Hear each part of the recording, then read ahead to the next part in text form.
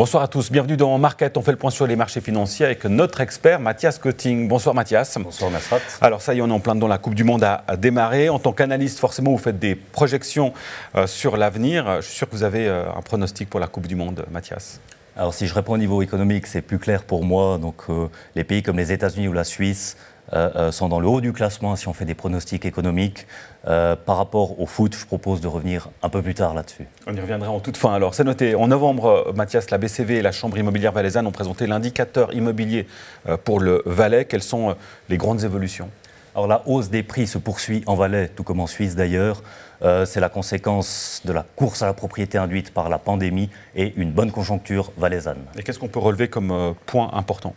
Alors, il y a 3 points à relever. Premièrement, c'est par rapport à l'augmentation des prix des villas individuelles, plus 8,9% en Valais.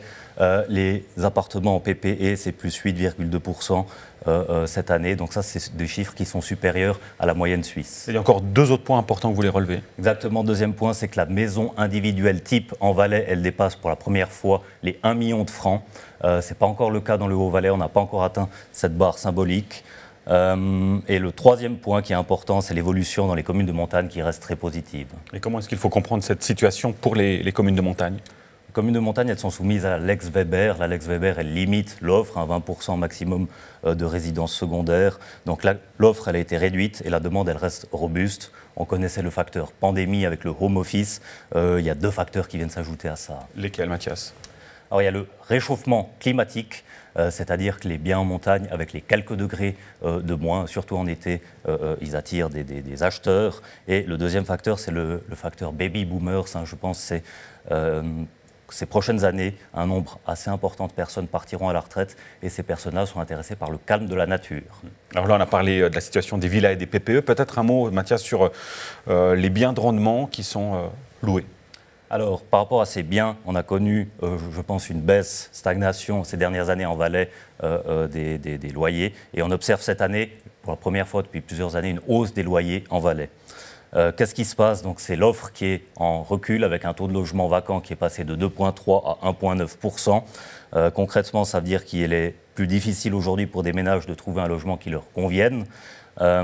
Et on sait également que les loyers ont tendance à monter en période d'inflation. Et l'inflation, elle est supérieure en 2022, elle le sera encore en 2023 par rapport à la moyenne de long terme en Suisse. Alors justement, vous parlez de 2023. Quelles sont les perspectives pour les marchés l'an prochain ?